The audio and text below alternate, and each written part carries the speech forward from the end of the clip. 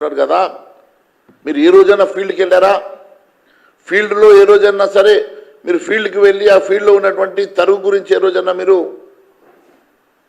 పరీక్షించారా? క్షేత్రస్థాయిలో జరుగుతున్నటువంటి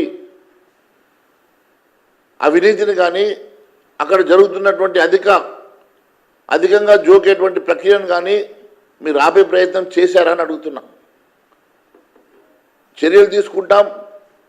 ఎవరి మీద చర్యలు తీసుకుంటారు? కుంభకోణాలన్నీ ఇంత పెద్ద ఎత్తున కనబడేట్టు కనిపిస్తున్నా కూడా దాని గురించి మాట్లాడినటువంటి మీరు ఈరోజు చర్యలు ఎవరి మీద తీసుకుంటారు? మీరే తప్పు చేసి మీరే చర్యలు తీసుకుంటామంటే దొంగ అన్నట్టున్నది ఇది.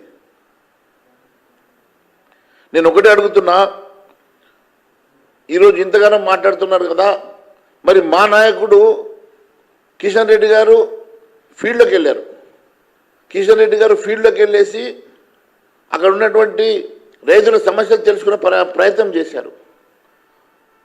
కానీ మీరు కనీసం ఫీల్డ్ కూడా నువ్వు సంబంధిత మంత్రిపై ఉండి ఫీల్డ్కి వెళ్లకుండా అసలు తప్పే జరుగుతలేదని చెప్పేసి మిదండవాదం మాట్లాడితే దాని గురించి ఇంకా మేము ఏం దీని గురించి మాట్లాడాలో మాకు అర్థం కావడం లేదు.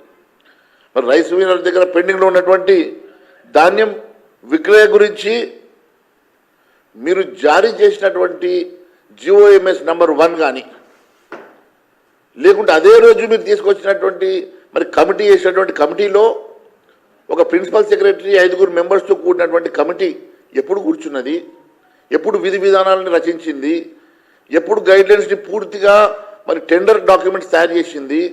ఎప్పుడు ఆ టెండర్స్ని మరి రిలీజ్ చేసింది? ఒకే రోజు ఇవన్నీ సాధ్యమవుతుందా?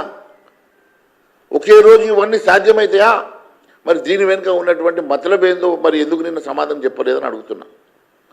అంతేకాదు, ఏప్రిల్ 18 రోజు మీరు జలసౌధలో కూర్చొని మీరు మాట్లాడినటువంటి అంశాలను, అక్కడ జరిగినటువంటి అంశాలను మీరు ఎందుకు బహిర్గతం చేస్తలేరు?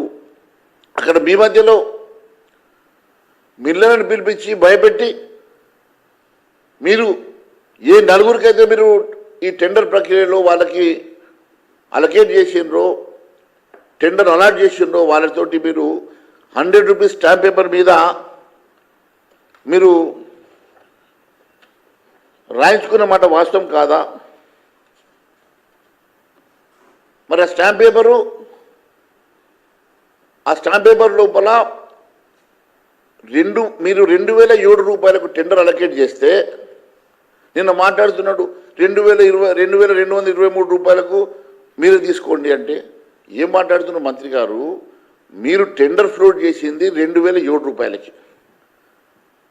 కొత్త బియ్యం ఆ రోజు 1700కి ఇచ్చిందో 1800 గత ప్రభుత్వం ఇచ్చిందో నాకు సంబంధం లేదు. ఎప్పుడైతే బియ్యం 1 ఇయర్ మెచ్యూర్ అవుతుందో డెఫినెట్గా రేటు పెరుగుతుంది.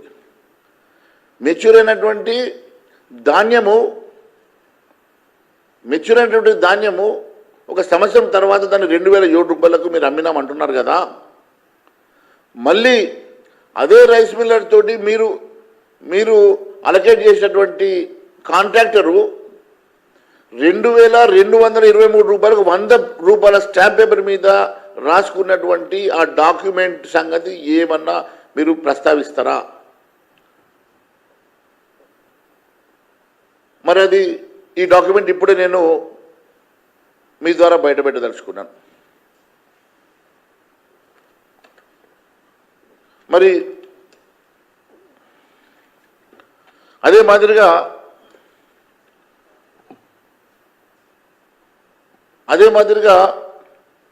18 ఏప్రిల్ రోజు రైస్ మిల్లర్ను మీరు భయపెట్టి 100 రూపాయల స్టాంప్ పేపర్ మీద మీరు రాసిచ్చినటువంటి డాక్యుమెంట్ ఇప్పుడు నేను మీ ద్వారా బయటపెట్టబోతున్నా.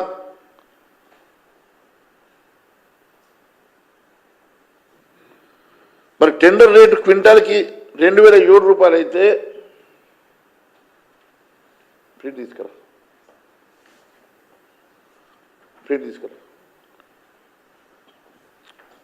2007 రూపాయలు అయితే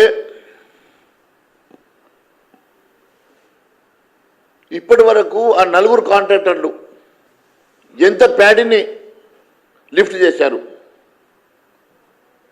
ఇప్పటి వరకు కనీసం 2% కూడా ప్యాడీ లిఫ్ట్ చేయలే. 90 రోజుల సమయం ఇస్తే మీరు 90 రోజుల సమయంలో లిఫ్ట్ చేయనటువంటి ఆ కాంట్రాక్టర్లది కాంట్రాక్ట్ రద్దు చేస్తున్నారా, ఈఎండి ఫోర్ఫిట్ చేస్తున్నారా, దీనికి సమాధానం చెప్పలే. నేను ఒకటే అడుగుతున్నా, 35 లక్షల మెట్రిక్ టన్నుల ధాన్యాన్ని లిఫ్ట్ చేయడానికి మీరు కాంట్రాక్ట్ ఇచ్చారు కదా, మరి ఆ కాంట్రాక్టర్ ఇప్పటివరకు లిఫ్ట్ చేయలేదు, కేవలం డబ్బులు వసూళ్లకు మాత్రమే పాల్పడుతున్నారు. డబ్బులు వసూలు చేసినటువంటి ఆ కాంట్రాక్టర్ల మీద ఏమైనా చర్య తీసుకుంటారా? లిఫ్ట్ చేయనందుకు వారిని మరి బ్యాన్ చేస్తారా, వారిని బ్లాక్ లిస్ట్లో పెడతారా, లేకుంటే మరి లిఫ్ట్ చేయనటువంటి ధాన్యం లిఫ్ట్ చేయనందుకు వారి ఈఎండీని ఏమన్నా ఫోర్ఫిట్ చేస్తారా? దీనికి సమాధానం చెప్పాలని తెలియజేస్తా ఉన్నాను.